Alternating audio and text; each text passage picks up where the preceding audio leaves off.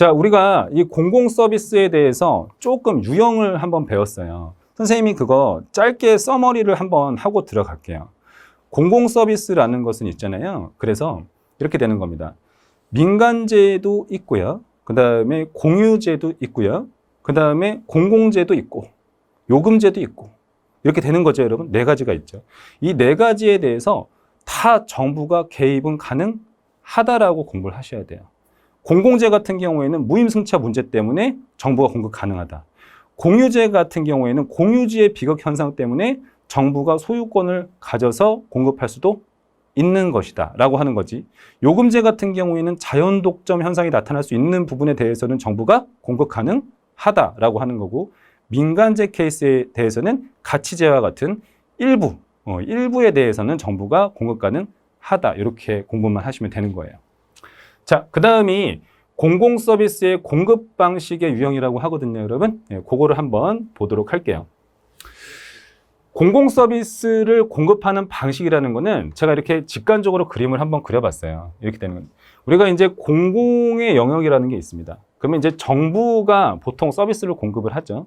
근데 정부가 누군가를 정부 내의 또 다른 기관한테 서비스를 국민한테 공급하도록 시키는 경우도 있어요. 이걸 갖다가 책임 운영 기관이라고 얘기를 하거든요. 바꿔보면 공공의 영역에서는 정부가 국민한테 직접 서비스를 공급할 수도 있지만 책임 운영 기관을 통해서 공급을 할 수도 있는 거예요. 선생님, 책임 운영 기관이 뭔가요? 그러니까 이런 거예요. 공공성이 좀 강하다라고 느끼는 일부 분야에 대해서 정부가 지정을 하는 거예요. 그래서 가격, 대가를 좀 받고, 서비스에 대한 대가를 받고 국민한테 서비스를 제공하도록 딱 지정한 기관이에요. 국립춘천병원 같은 게 책임운영기관의 대표적인 예라고 보시면 돼요. 이러한 국립춘천병원이라는 것은 보건복지부의 산하에 있거든요. 이 친구가 그 임무를 맡고 국민한테 서비스를 공급하는 그런 유형이 되는 겁니다. 그 다음에 정부가 시장에 있는 민간 업체한테 일을 위탁해서 국민한테 공공 서비스를 공급할 수도 있는 거예요. 뭐 대표적인 예가 뭐 쓰레기 수거 같은 거 있죠? 이런 것들도 민간 위탁을 통해서 하는 경우가 많습니다. 자, 그 다음에 민영화라는 거는 예전에는 정부가 하던 거였는데 이제는 그냥 시장에 뚝 떼준 거예요. 이거는 정부가 할 필요 없을 것 같아, 이래가지고. 여러분 뭐 예를 들면은 그런 거 있죠? 요거 들어보셨어요? KT라고. 통신사죠, 여러분.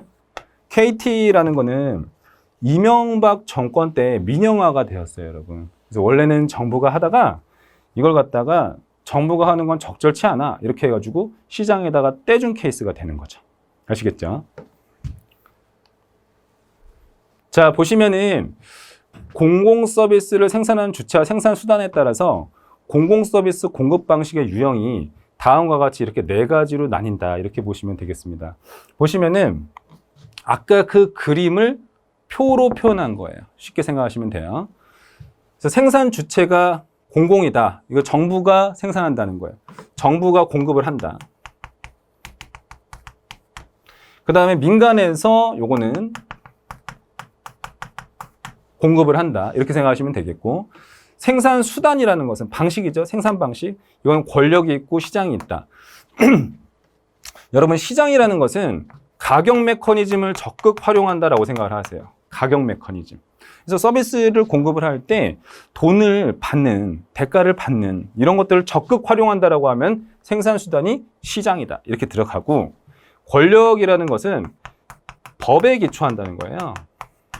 네, 법에 기초해서 정부가 서비스를 공급한다라고 하면 일반 행정이라고 합니다. 보통 법에 기초해서 서비스를 공급한다라고 하면은 민간 위탁과 일반 행정이 있습니다. 그래서 요 케이스 같은 경우에는 일반적으로 그 책임이 정부에 귀속된다고 해요. 네, 이런 것도 한번 적어두시기 바라겠습니다. 이렇게 해서 일반 행정, 민간 위탁, 책임 경영, 민영화가 있다. 여러분, 아까 책임 경영이라는 건 제가 아까 국립춘천병원 얘기했었죠? 그거는 공공의 영역 안에 있었죠. 그래서 생산의 주체가 정부인데 시장 메커니즘을 적극 활용하는 거예요. 그래서 서비스를 공급을 하고 그에 대한 대가로서 돈을 받는 거죠. 아시겠죠? 네, 그렇지만 권력을 활용해서, 즉 일종의 법에 기초해서 서비스를 공급하는 방식이 있는데 이건 정부, 그다음에 민간이 하느냐에 따라 민간 위탁과 일반 행정이 있다. 민간 위탁이라는 거는 정부와 시장이 일종의 계약 관계를 맺는 거예요, 법으로서. 그래가지고 책임은 정부가 지되 서비스는 민간의 어떤 업체가 국민한테 공급을 하는 방식이 되겠습니다. 자, 해서 일반 행정이라는 거는 정부가 공급하는 일반적인 방식이 돼요. 뭐 어떻게 뭐 우리가 구청에서 서비스를 받는다든지 이런 것도 다 마찬가지겠죠. 주민센터라든지. 자, 그다음에 책임 경영이다. 아까 얘기를 했던 게 그 국립춘천병원 같은 곳, 그게 바로 책임 운영 방식이다. 그래서 보통 책임 운영 기관은 공공성이 높은 분야에 적용하기 마련이에요.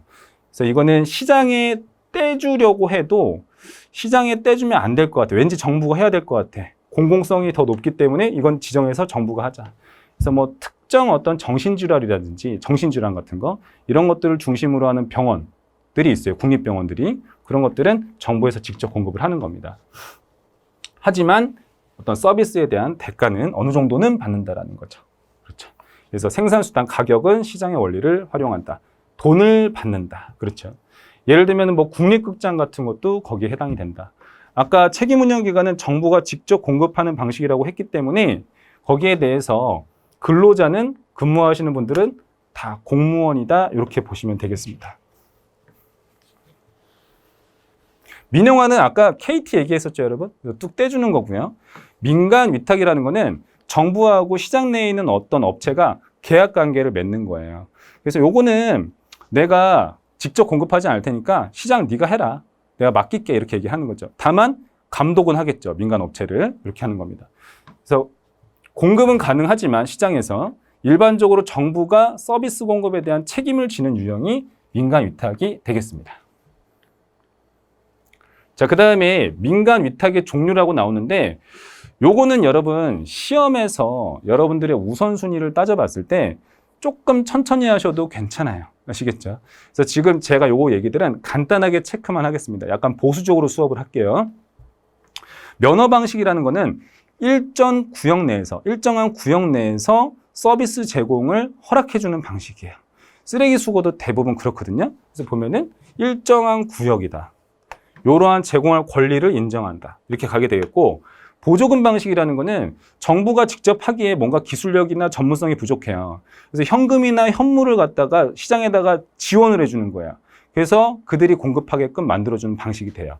그래서 여러분 암기하실 때는 정부가 재정이나 현물을 지원한다. 아시겠죠? 이렇게만 보시면 되는 거죠. 현실에서는 사실 면허 방식이나 보조금 방식 등 여러 가지들이 혼용해요, 여러분. 혼용이 됩니다. 그렇지만 시험에서는 이걸 따로따로 나눠서 보고 있는 거예요. 키워드 위주로 아주 간단하게 정리를 하십시오. 자, 그 다음에 바우처 방식인데요. 이거는 금전적인 가치가 있는 쿠폰을 제공하는 방식이 되는 거예요. 여러분, 보통 바우처 방식은 뭐 문화생활에서도 이용이 되고요. 아니면은 주로 현실에서는 복지정책 같은 거 있지? 그런 것들에게 많이 활용이 되죠. 이 바우처의 종류는 명시적인 바우처가 있고 묵시적인 바우처가 있어요. 명시적인 바우처라는 건 뭐냐면 말 그대로 바우처를 제공한다는 뜻이에요. 이렇게 정리를 하십시오. 네. 근데 묵시적 바우처는 그렇지는 않고요. 지금 보면 선택 권한을 부여한다 이렇게 얘기를 해요. 보면은 선택권을 부여한다. 네. 그러면 여러분 요거에 대해서 제가 간단한 그림을 한번 그려볼게요. 여러분들이 이거 생소하시죠? 제가 한번 볼게요. 정부가 있어요. 그리고 국민이 있겠죠. 국민이 정부한테 바우처를 신청을 해요. 아, 저는 이러한 복지 서비스를 받아야 되는 형편입니다. 이렇게 신청을 하는 거죠. 그럼 정부가 그 기준을 가늠해 보겠죠, 여러분. 그걸 가늠해 가지고 바우처를 지급을 해요. 네. 그러면은 국민이 이 금전적인 가치가 있는 바우처를 가지고 민간 업체, 이 민간 업체하고 거래를 하는 거예요. 나는 이 업체에서 서비스 받아야 되겠다 이렇게 바우처 가지고 하는 거죠. 이 민간 업체는 여러분 한두 개는 아니겠죠? 여러 가지가 있을 거예요. 그래서 이 중에서 한 개를 국민이 선택을 하는 거지. 그래서 이들과 거래를 한다. 이런 방식이 되는 거예요. 그럼 선생님, 바우처라는 게 쉽게 생각하면은 이 친구는 있잖아. 일종의 체크카드라고 생각하면 좋아요. 현금이 들어있는 체크카드라고 생각을 하세요. 그래서 이 바우처 가지고 민간 업체랑 거래를 하면 이 바우처에 있던 돈이 차감되는 거지. 이런 것들이 어떤 명시적인 바우처 방식이라고 생각하시면 돼요. 그러면은 묵시적 바우처라는 건 뭐냐 이렇게 되는 거예요. 정부가 있어. 그럼 이 정부한테 신청을 해요. 누가? 국민이. 근데 이 정부가 기준을 가늠해 가지고 바우처가 아니라 선택권을 부여한다는 거죠. 그러면은 이 선택권을 바탕으로 해서 민간 업체하고 국민이 이렇게 거래를 트겠죠. 네, 서비스를 공급받겠죠. 그래서 선택할 수 있는 권한은 받아요. 그러면은 민간 업체는 억울할 거야. 여러분 뭐가 억울하죠? 돈을 지금 안 받았잖아요. 그렇죠. 아까 바우처 같은 경우에는 돈을 국민이 낸 것과 같아요. 근데 얘는 선택권만 줬기 때문에 돈을 못 받은 상태에서 서비스를 준 거야. 그러니까 민간 업체한테 돈을 누가 지불해 줘야 되는 거야. 누가 지불해 주는 거죠? 정부가 여기에 대해서 돈을 지급을 해 주는 거죠. 서비스를 갖다가 어느 정도 너희가 공급을 했는지 이걸 받은 다음에 돈을 지급을 해 주는 형식이 되겠습니다. 이 정도면은 충분할 것 같아요. 자, 그리고 명시적인 바우처라는 거는 두 가지 형태가 있다라고 해요. 하나는 종이 형태가 있고요.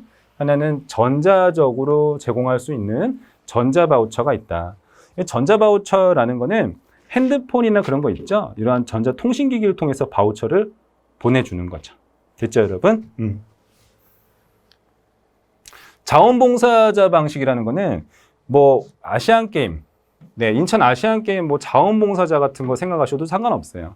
보시면은 서비스 공급과 관련된 지출만 보상을 받고 따로 이들한테 어떤 편익을 주지는 않는 거예요. 이런 걸 갖다가 자원봉사자 방식이다. 한마디로 정부가 민간에 있는 자원봉사자를 활용해서 국민한테 서비스를 제공하는 방식이다. 이렇게 가는 거지.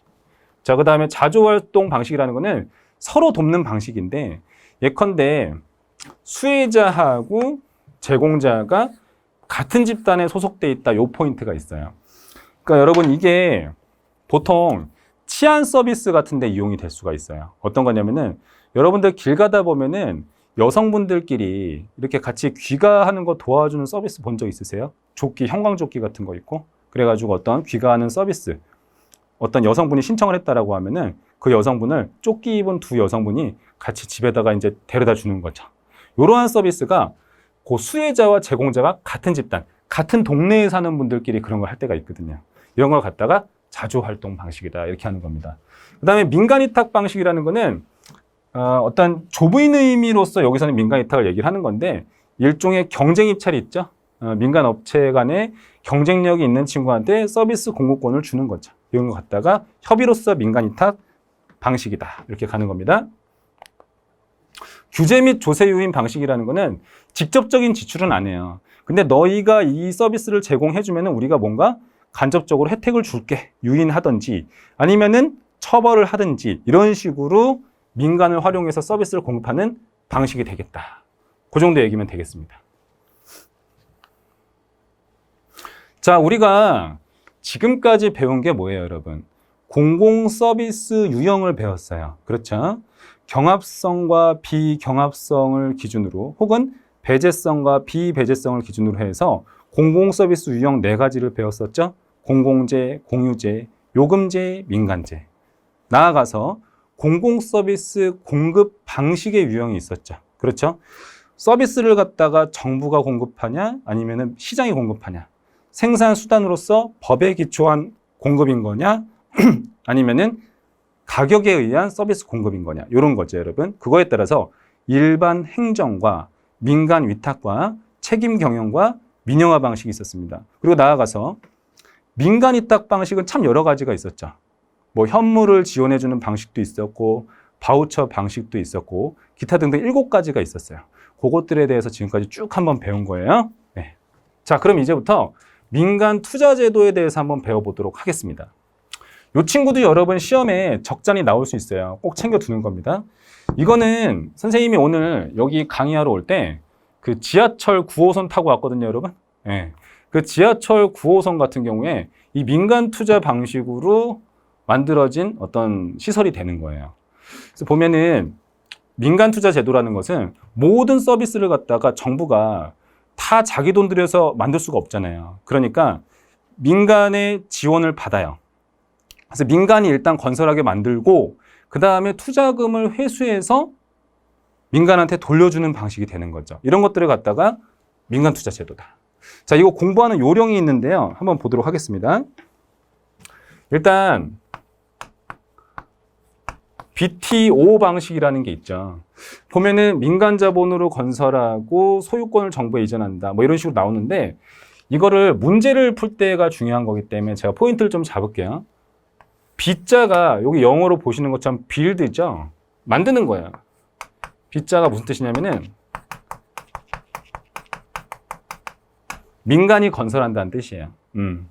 근데 이 T자가 저기 영어 보시면 아시겠지만 소유권을 이전한다는 거죠. 예, 소유권을 이전하는 거예요. 소유권을 이전. 근데 누구한테 이전한다? 정부한테. 네. 근데 여러분 여기서 공부를 잘 하셔야 되는 게 이 오자예요. 오자. 여러분 중요합니다. 이 오자를 공부를 잘해요. 오자 같은 경우에는 시장이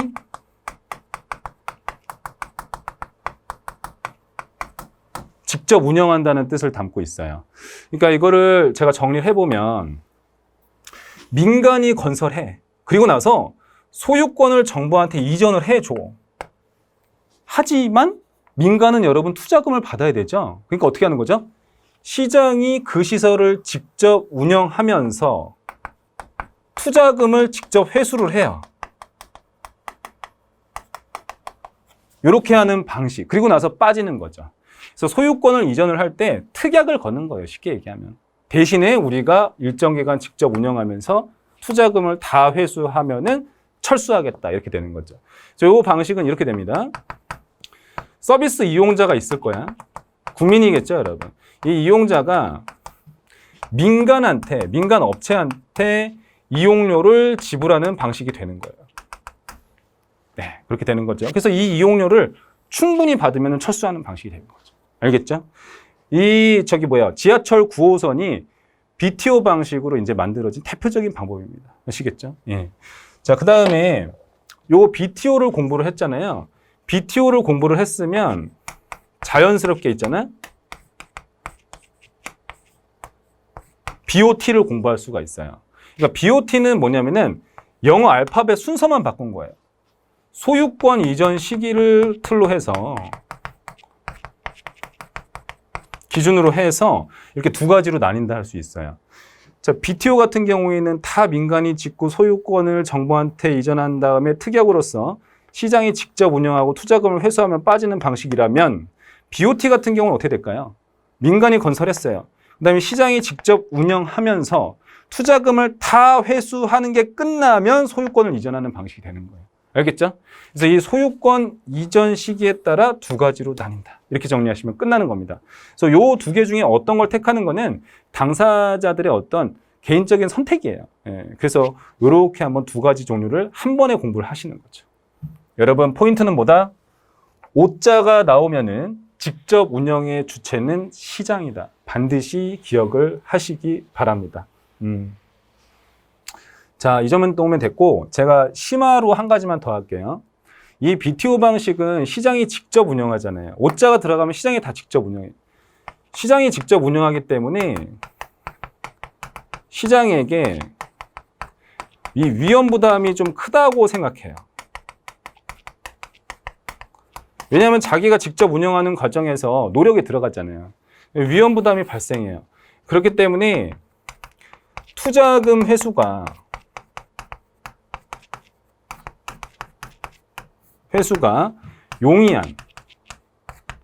용이한 시설에 적용해요.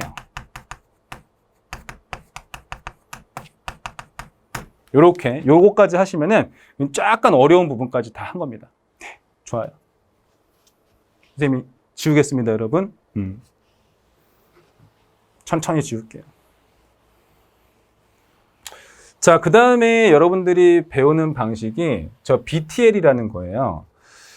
얘는 특이한 점이 이렇게 생각하셔야 돼요. 이 L자가 들어간다, 리즈라는 표현이 들어간다는 걸 주의하셔야 됩니다, 여러분. 그래서 보시면 BTL이다. 그러면 이제 나머지는 사실 다 똑같거든요. 민간이 건설을 해요. 그 다음에 소유권을 정부한테 이전을 해준 거예요. 그 대신에 특약을 걸겠죠, 여러분. 근데 여기서 포인트는 뭐다? L자가 되는 거예요. 자, 중요합니다. 이거는 여러분 정부가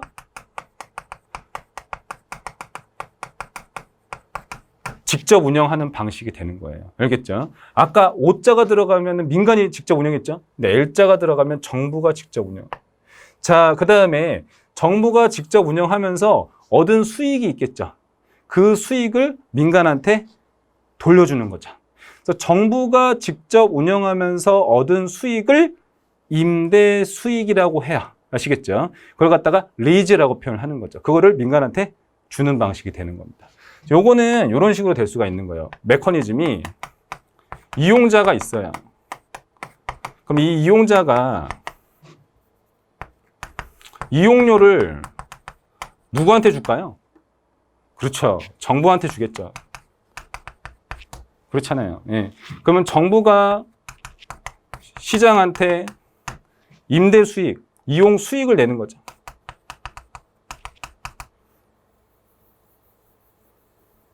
수익금이라고 적겠습니다, 여러분. 수익금. 수익금을 시장한테 주는 거죠. 그리고 이 수익금을 뭐라 한다? 여러분, 임대 수익이라 한다. 이렇게 보시면 되는 겁니다. 이거면 이제 BTL이에요. 그럼 여러분 요거를 배웠으면은 BLT라는 것과 반대되는 개념으로 생각하면 되는 거죠. 그래서 이거 마찬가지로 소유권 이전 시기에 따라 이렇게 두 가지로 나눠서 볼 수 있겠다라는 겁니다. 이런 것들이 기본적으로 공부하는 요령이 되겠어요, 여러분? 자, 그래서 BOT도 나오고 BLT도 나오고 하는 거죠. 근데 여기서 여러분, 선생님 이거 BO는 뭐예요? 사실 이 BO 같은 경우에는 민간 투자 방식의 유형으로 보지 않는 교과서도 있어요. 근데 저게 2017년도에 공무원 9급에 한번 나왔어요. 그러니까 선생님이 가져왔어요. 보시면 민간이 건설하고 민간이 소유하면서 민간이 직접 운영하는 방식이다. 이렇게 얘기를 하잖아요. 이거 갖다 BO라고 하고 이거를 민간 투자 방식의 한 종류로 보기도 한다라는 거를 주의하시기 바라겠습니다. 됐습니다. 여러분, 우리 지금까지 뭐 배웠죠? 민간 투자 방식에 대해서 배웠죠, 여러분. 그래서 어떤 BOT도 있고 BTO도 있고 BLT도 있고 BTL도 있고 그 다음에 BO 이렇게 총 5가지가 있다. 요거까지 보셨어요. 자, 공공서비스 민영화의 장점과 단점. 그러니까 이거는 뭐냐면 정부가 원래 운영해야 되는, 그러니까 정부가 공급해야 되는 서비스를 시장을 통해서 공급을 했을 때 나타날 수 있는 장점과 단점에 대해서 얘기를 하는 거예요. 이거는 지금 일일이 외우지 않아도 좋습니다. 나중에 천천히 하셔도 좋아요. 자, 보시면 작은 정부를 구현하게 된다. 정부가 다 돈을 써서 하지 않아도 되니까요. 그러다 보니까 정부 규모가 감소하고 민간의 자율성은 올라가게 된다. 이렇게 얘기를 하는 거죠. 나아가서 우리 행정학 시험에서는 민간의 전문성을 활용할 수 있다. 민간이 조금 더 전문성이 있을 수 있다라고 보는 거죠. 그래서 아까 보조금 방식처럼 정부한테 없는 기술력이 있는 업체한테 맡겨주는 거예요. 그들이 전문성이 있기 때문에 이렇게 보는 겁니다. 그래서 전문성 같은 게 올라간다. 그렇죠. 자, 그 다음에 반복적인 대리 구조를 극복할 수 있다. 이렇게 얘기를 하죠. 복대리인 이론이다. 그러니까 정부한테 국민이 이런 서비스 공급해줘 라고 이제 맡긴 거죠. 그럼 정부가 공기업을 지정을 해가지고 또 서비스를 맡기는 거죠. 이렇게 이중적으로 거래가 발생하니까 비효율적이라는 거야. 근데 민영화는 여러분 어떻죠? 그냥 바로 시장에서 국민한테 다이렉트 관계로 맺을 수도 있다라는 거죠. 그러니까 요거를 장점으로 보고 있다라는 거죠. 자, 그 다음에 단점에서 책임성 저하나 형평성 문제라는 게 있어요. 이거는 케이스 바이 케이스로 다르긴 한데 예를 들어 형평성 문제라는 거는 그런 거잖아. 시장은 그래도 어느 정도 이윤이 생기지 않으면 하지 않잖아요. 그러니까 돈이 있는 친구들만 서비스 이용할 공산이 커진다라는 거고, 책임성이 저하된다라는 거는 정부와의 계약 관계에 신경을 더 많이 쓸 수도 있다라고 얘기를 하는 거예요. 그래서 그럴 수도 있다. 책임성이 떨어질 수도 있다. 그 다음에 도덕적 해이. 민간 업체를 하나 선택을 했는데 그 친구가 질이 안 좋은 거지. 전문성이 별로 떨어지는 거지. 그러면은 역대리인 이론이다 이렇게 얘기를 하는 거예요. 여러분 여기서 역자라는 거는 나쁜이라고 생각하시면 돼요. 나쁜 대리인 이론이다. 이렇게. 그래서 대리인이 별로 전문성이 없거나 아니면은 게으름을 피거나 뭐 이러는 거죠. 그러면은 더 안 좋겠죠, 여러분? 자, 마지막으로 정부의 기능인데 여러분 정부의 기능은 참고 삼아 보세요. 제가 간단한 체크만 하겠습니다. 시험에서 중요한 부분은 아니에요. 자, 보시면 정부가 하는 일이 다음과 같이 이렇게 네 가지로 볼 수도 있다는 거고, 기획한다라는 거는 정책을 결정하고 계획을 정하는 거, 이런 것들을 갖다가 기획 기능이다. 그렇죠? 이렇게. 규제 기능이라는 거는 제한하고 금지하는 거죠. 아까 규제 정책하고 비슷한. 그럼 조장 기능이라는 거는 특정 분야 산업을 갖다가 지원해주는 기능이라고 생각을 하시기 바랍니다. 정부가 지원해주는 거. 그 다음에 중재 및 조정 기능이라는 거는 사회 내에 갈등이 많을 수 있잖아요. 그 갈등을 갖다가 좀 해결해주고 조정해주는 기능이다. 그러면은 중재 및 조정 기능이라고 얘기를 하는 거예요. 지금 이거는 외우지 않으셔도 좋아요. 알겠죠? 참고 삼아서 아, 이런 것도 있구나 이렇게 보셨으면 되는 거예요. 자, 그러면은 우리가 1강까지 수업을 했거든요. 1강 내용에서는 여러분들 짤막하게 선생님이 리뷰를 해보면은 기본적으로 이렇게 되는 거죠. 행정의 어떤 정의, 협의, 광의, 그 다음에 과학성, 기술성, 행정학의 성격이라든지 정책의 유형, 그 다음에 공공서비스의 유형, 그 다음에 공공서비스의 공급 방식, 그 다음에 민간 투자 유치 제도 이런 것들 했었죠. 그 정도는 암기를 잘 하셔야 돼요. 근데 그 나머지 것들은 조금 천천히 하셔도 좋습니다. 그럼 여러분 2강 때 뵙겠습니다. 고생하셨습니다.